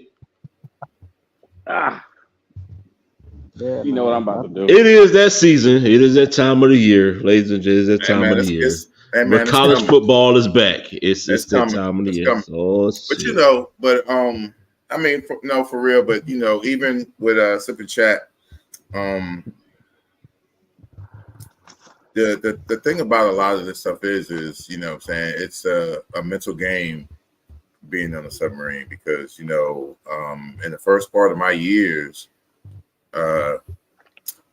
like basically sending a 40 word message back home was all you had, and you only got to do that like 6 times on a deployment. So it's gotten better where you can actually send out an email. They made it so it's you have an unclassed network to be able. Oh shit! Here we go. Oh, so we starting shit. Okay. Keep on talking. We starting shit. Keep on talking. I mean, look. I got something for your ass. Hold on. Look, and I'm gonna only say this because he went and got the hat. You know what I'm saying? I don't want to go get these rings that I got sitting up here because I know they're not the same. You know what? Well, it's true. It's very true. And so, you're going to take the task. You got to go back to overall. Right. So I tell my man, because he's a Blue fan, and I tell him all the time. I say, hey, bro, big ups. Y'all did your thing. I said, however, and I made the statement. Me and him had to talk, and I said, whoever wins that game is going to win. Period. I said, because I already knew that, you know what I'm saying, going into it. Because I mean, we played Washington before, and everything, and so it was, it was a great game. It was still a close game, but it was a good ass game. And I tell people all the time, I give props. I said, we didn't show up, and that's just the end of the matter. And hold on. We got a game. Hold on. I never even knew they made toilet tissue that color. Right. And see, my thing is, I end this goddamn podcast right now. Alabama fans. I don't talk crap to Alabama fans because Nick Saban has put his foot on the game, and he's held it down for a very long period of time. Yep. And he's got a ton of boys that came together and put together some hellified teams. I have no disrespect to Alabama at all, but the team from the state right below us, they can kiss my ass. Hey. Make sure I get that out there right. It's and then Tim got that Gamecock on. Aside from Don Staley, who else done did something in the last some years? That ain't even a towel. That ain't even gonna suck up no water. I tell you what. First of all, fuck all y'all. Hey, I bleed Garnett and Black. I don't care win, lose, or draw. I'm a Gamecock fan until I die. That's all. It is what it is. So kiss my ass. Hey, you right. Just like he got on. You know what I'm saying? Big Blue. Hey man, I bleed crimson. You see the shirt. So I brought this out because it was a great day for me that point in time when I was in Afghanistan, and I think it was the Outback Bowl. And here we go with this doggone story. Man, if y'all don't let Mr. Clowney and this hit that he got on our running back to change that boy life. No, that's classic. It's a classic play. South Carolina. Classic play. Nothing wrong with that. They got a highlight. Hey man, you know what? I'm gonna say that. You know what? They do got highlights because I remember the state of South Carolina, and I can't remember the year. They were upsetting all of the number one teams throughout college. They were. It was like 3 or 4 years ago. Basketball. No, it was a little bit longer than that. 2010. It was like 2010 or some shit like that. It was 2010. It was so just we're number 3 in the country. They were like, bam, basketball, ha, gotcha, bitch. Football, ha, gotcha, Hey, bitch. who was that? Who was that coach, Tim? Wasn't it the black coach? For South Carolina football, Wasn't the black coach? Wasn't it the black coach? hey, we ain't never had a black coach in the history of South Carolina football. Hey, Oh, man, who was my man? I always said, not never. you ain't hear me stutter. You said never, ever, ever. Never. Ever. We never will. Wow. Hey man, that's facts. That is facts. That is just facts. When I tell people, hey man, that's Big Crit would say, hey man, that's the South. That's the South. That's the dirty South. That's the South. Look, that's what you know about the dirty South? Hey, that's the underground. Hey, that's South Carolina. That's South Carolina. Man, shit. Today, look, the day South Carolina. Matter of fact, I said, look, Alabama, South Carolina, the day they get a black coach, look, you're gonna see a bunch of motherfuckers on social media. Right. And not saying it can't happen, because a lot of people thought Dion was gonna come to Alabama because him and Nick was doing all those commercials. But I was like, nah, motherfucker. They not gonna let that happen right now. At all. Shoot, Alabama got rid of Avery Johnson quick too. You know what I'm saying? Oh yeah. And they got my boy down there. I said, hey, the day South Carolina get a black head coach, they gonna have to dig me up. Dig me up. By that time we be playing space football. Look, they ain't gonna dig him up. That motherfucker gonna be like, God damn, motherfucker, I'm rolling in my grave right now. Ain't this some shit? Hey, do you know what I'm gonna say? Shit. And I'm gonna lay that damn down. Look, and then go back to sleep. Y'all could have did this in my lifetime. Y'all could have did this shit when I was woke. Y'all could have did this. You damn bastards. Right. But yeah, so the college football season is here, man. I know a lot of people is excited about it. Football is one of the things, man. When we sit around, we just wait for football season to come back, and you know, especially in college football, to see these young men out there. And I tell folks all the time, yeah, am I Gamecock? I've been a Gamecock, I always have been. But I have much respect for all these young men who get out there on that gridiron every Saturday, man. And whether it's a Friday night or Thursday night, however they play or whatnot, man. And they get out there and they play ball, man. They got a lot of heart. It takes a lot for them to get out in the field and do what they do week in and week out. So, you know, it's I can understand, you know, the pressures of them getting when they see the blogs, they see this, they see that, and like, man, you know, motherfuckers are ragging on us or whatnot. We know we giving it all. You know, that the other team that won, they were just a better damn team that day. You know, there was a better unit. So, but that's from a mindset of, you know, being a person. You know, if you play sports once upon a time in your life and you took that L, you know what it's like. Somebody who never played sports, man, they don't know what it's like to, you know, to take an L and this and other, and knowing that you've been running this magic play all week, and it took down that one Saturday for somebody to destroy that entire damn play that you're working on. They don't understand that. No, they don't. No, but it's dope that the kids are actually, you know, able to get the NIL and make some money in the process. You know what I mean? Because that part so much money, man, and pay for so many scholarships. The only thing I dislike about this whole process, and like I told a lot of people, yes, I think the kids should be getting paid because, you know what, it's their faces on billboards, you know, social media platforms or whatnot, and they're not asking these players, hey, can I put your picture up here? Because that's an indirect sponsorship to a lot of different things. What I really don't like is the portal. You know, for these kids, and so it doesn't breed any kind of loyalty to a team. You know what I'm saying? Right. It's like I just, you know what, this my red hat year. Right. Do I stay or shall I go? Oh, you know what? And you know why? I might be able to make a little bit more money over here, but see that the problem is, and a lot of people used to fuck with Saban about that because they were like, yo, like, yeah, I'm a red hat here. I'm running behind a goddamn sophomore and a junior. Like, I gotta bide my time.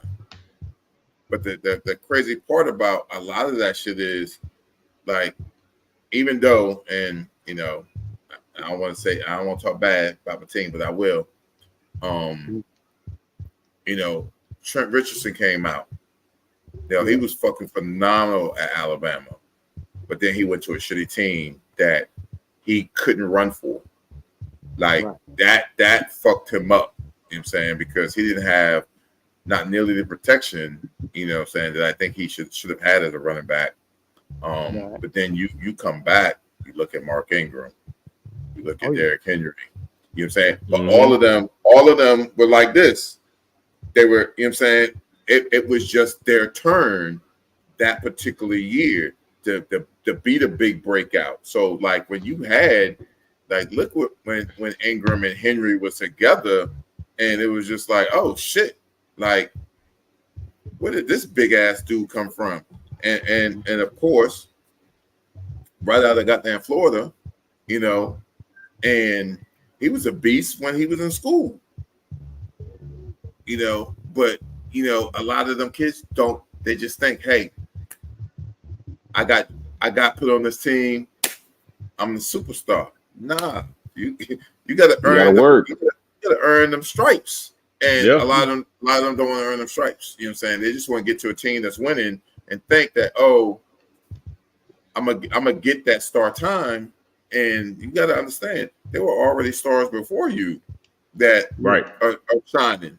So unless you're gonna come outrun them in practices, you know, outmaneuver them, you know, you actually out there working on your game, you know.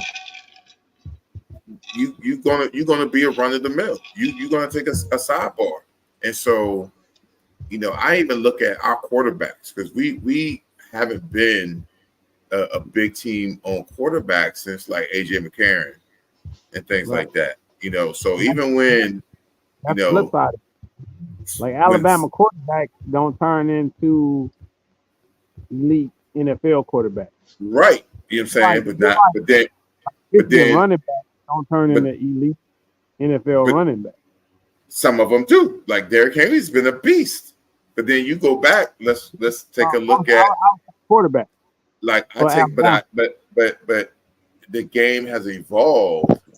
That now we look at some stuff. So let's look at Jalen Hurts and Tua. You know what I'm saying? So we had that game where we faced Georgia or whatnot. Georgia had Hurts on lock. Like he couldn't do a whole lot of shit. But what they forgot was we were a dual threat quarterback. But Tua hadn't played like that at all. So when they did the switcheroo and they didn't realize how like that motherfucker had an arm, they were like, oh shit, bam. And that was a touchdown. It was like bam. And so we played them the next year, same thing. Tua was in it, and they were like, now we know this motherfucker got an arm because we seen it firsthand. And we played them again, and what happened? They got to that game, and Georgia had Tua kind of on lock. But they still forgot Jalen Hurts was still on the team. And we put him in. And guess what? We won that game. So you look at them two quarterbacks now. I think the NFL kind of fucked up when it came to Tua at Miami when they allowed him to get back in the game after this. Yep. Clearly, he had a fucking concussion. So I'm like, he brought Miami, you know what I'm saying, some great wins that, you know, you cannot discount. And then you got to turn back around and say, oh, shit, Jalen Hurts took Philadelphia Eagles damn near, you know what I'm saying, all the way through. Right. You know, the game changing for I would say the Southern college quarterbacks is changing. You know, when you're thinking about the SEC, you're thinking about a running back, a tight end, a wide receiver, and a linebacker. Right. Those are the main three or the main four that are going to get drafted. True. You know, we not talking about QBs or whatnot. That's the Michigan, Ohio State, you know, USC, Notre Dame. Oregon. That's them. Oregon. That's them. You know, but in order for us as a Southern network, our dynamic has to change. That's true. Yeah. You know, I think the good part about the portal, I think they should limit it, right, to a certain extent. I man, think you know the what? You're right. portal opens up the conversation to not have just an Alabama or a Michigan, right? I think it makes it more diverse, and you can see other teams be able to be on the same level, right? That way, you're not just looking at 2 teams, 3 teams all the time. Because like you said, Alabama was winning. So how we look at it? Ohio State, Alabama, Michigan, and another team for like a long time. And it's like, I no, we mean, got to be able to I make mean, it. We got to be no, able I to make mean, it diverse, like right? I mean, you could put Clemson in there. You could put, you know, Georgia in there. Auburn. LSU, Right. Auburn. Like, but That again, shouldn't be. so I'm gonna say it like this: it wasn't necessarily the other teams. I'm gonna say it was the SEC. It was. When you look at when you think about the past 15 years, it's been dominated by the SEC. And Right. let's understand, we didn't have, you know, South Carolina didn't win nothing. We didn't Shut up. Don't give a, hey, you know, I don't give a good damn. we really didn't I'm gonna fly my have flag. the standout quarterbacks. I mean, like let's think about this. You know, But y'all had like 2 and 3 offensive and defensive lines though. right. That So y'all were running people over with. when you look at, you know, when we say Auburn, you look at the year with Cam. You know what I'm saying? Yeah. Cam was a beast to stop. And he beat our ass in the SEC championship. I said, when you look at, you know, LSU, you got to look at Burroughs. You know what I'm saying? And so, you know, but once Burroughs left, where did they go? Right. You know what I'm saying? So it's all, the dynamic is always changing.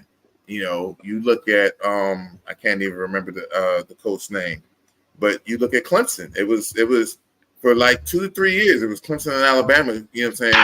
Like, just going, you know. But where they at now? Right. You know what I'm saying? Well, I told folks about Clemson for years. Dabo just had a team, man. He wasn't the coach. He just had a team.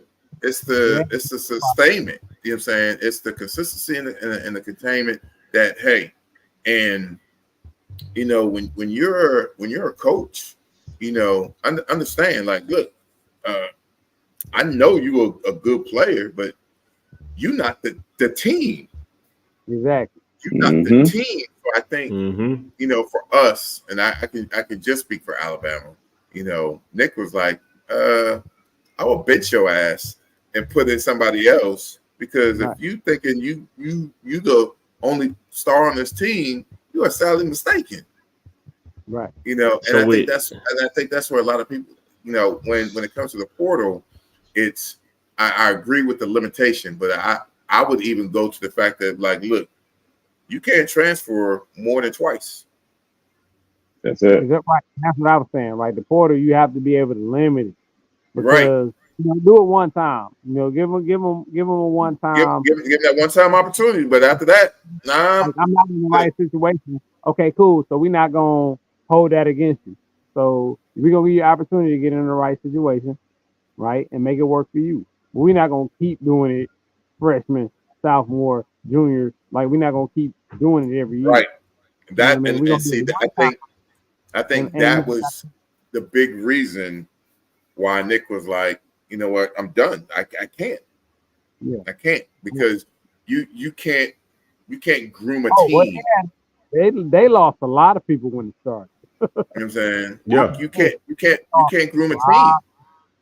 But the crazy part, between Alabama, LSU, Georgia, Clemson, what's the other? Probably like Mississippi, and Texas A&M. We lose a lot of people every damn year, every year to the draft. Like it just happens. Yep. You But know, the NIL make it different. And I think the only good part about the NIL is that, like, where you at, like saving. Like, okay, if the coach getting paid $8 million and the kids don't get nothing, that's wow. So it's good that they're giving the kids the opportunity to at least get something. The money part. The money part, I was always for. Everybody was like, nah. I was like, man, I could ride through Alabama and be like, Hurts, Derrick Henry. You know what I'm saying? I could be pointing at all these billboards. You got me on a billboard and y'all ain't giving me no money? Right. Hell so no. It was illegal for Alabama fans to even like say it's a player at Alabama that y'all love. I got he can't sign autographs and make you gotta re-up. Right. So now he can at least sign some autographs and make some money for Alabama fans. Yeah. You know what I mean? But the coach making $7-8 million a year. And then we paying who was that what's my boy name from Cleveland? They got trophy Texas A&M signing autographs. And all we getting is a new locker room. Nah, bro, I'm good on that. Yeah, right? They gonna do locker rooms. Them locker rooms, the college locker rooms is crazy. You know what I mean? What I'm gonna end up doing is I'm gonna have to give y'all rights to StreamYard, so y'all can keep on streaming when people like Olympis want to my reading up at 11 o'clock, knowing I got shit to do tomorrow. Nah, we about to be out. You about to shut it down. Hey, it's after party on Instagram. Yeah, after party on Instagram. That's for the IG. Hey, take a shot for me while I'm worried about getting up going to work the damn morning. Hey man, you know we gotta get up too on Friday, so I'm just like whatever. I got a lot of stuff going on, man. I tell y'all, man, I had a fellow cigar smoker, good friend of mine, who hit me the other day. She wanted to start doing her show, and I told her, I said I'll help her out with it. Basically, kind of using my platform, my setup or whatnot to do, to be able to do that with her. And I was like, and she asked me today, she said, well, how much would that charge? How much you? It's like a night on earth. How much would it be? And I'm like, huh? I'm like, how much will it be? I do this because I love getting on talking to people. I never thought about the fact of somebody helping.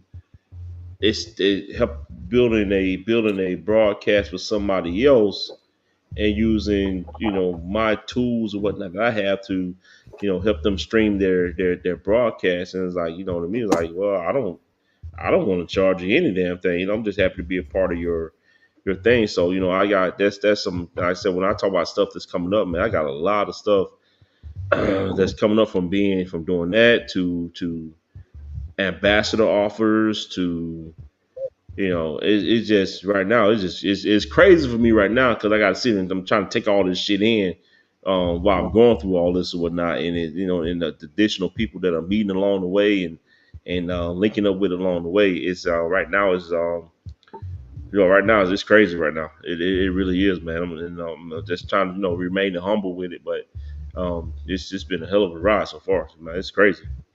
Keep it going, bro. That's what's up. Hey, that's awesome. We know you went to re-up, but we moving past our time, so we appreciate you. Give us what you got going on the way out, Tell the people that's listening kind of your story real quick, and then we're gonna get up out of here on Red Cup Wins. Oh, no doubt, no doubt. Yeah, Mount Olympis from Mount Olympis Cigars. 4 of the 10 are out for the line: Zeus, Aphrodite, Aries, and Athena.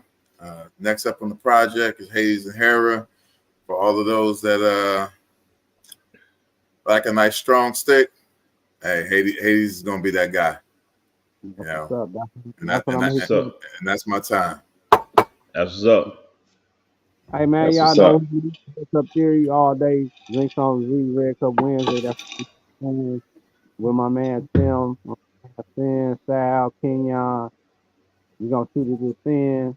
Let us tell them what is going on with Cloud Cigar, with Cloud Bros, Steam, disaster packs available. Trust me. Hey, when I say trust me, bro. Hit him up. I don't know if you know how Finn do it. Y'all might trade off or whatever, but Finn legit, bro. Just like you. Oh, yeah, we make it happen. Oh yeah, definitely. I'm definitely gonna.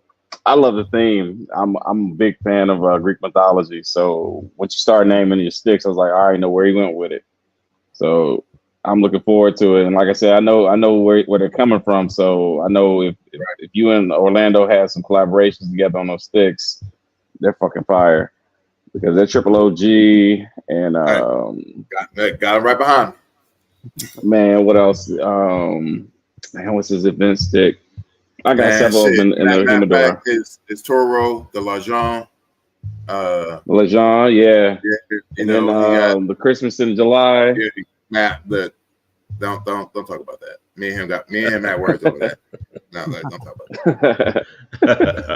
Don't talk about it. He even did the house stick for Allure Cigar Lounge down in South Dallas and DeSoto. So I've got their sticks in there too. Yeah. So that's when I met up with him. So I know you got some fire. So I'm definitely gonna tap in with you and get some sticks. No doubt. Hey, that's what I do in this business. Not only do I have my own cigar brand, but I also reach out, make sure that I patronize everybody and I support everybody. Because, like you said, it's enough room on the table for everybody to eat. Yeah, it is. And there's no sense you having food on the table and I can't get some. That part. Right. So on that note, average days deserve great Cloud Bro cigars. Tim, appreciate you. Z, always. Mount Olympis, it's been a pleasure, my brother. I think I've seen you and talked to you on the comments on several lives on IG. So we get down on the lounge on Tuesdays. Yeah, for sure. Sexy. Mm-hmm. So I didn't get to hang my boy Mr. Shelton from Greenwood Whiskey, man. I didn't get to drop his video in there, so I got to drop his video in there, man, because we gonna hang out. So drop his video, and then send me something where I can find it. Oh, I got you. Check. So we go check it out real quick. Check it out. Yep.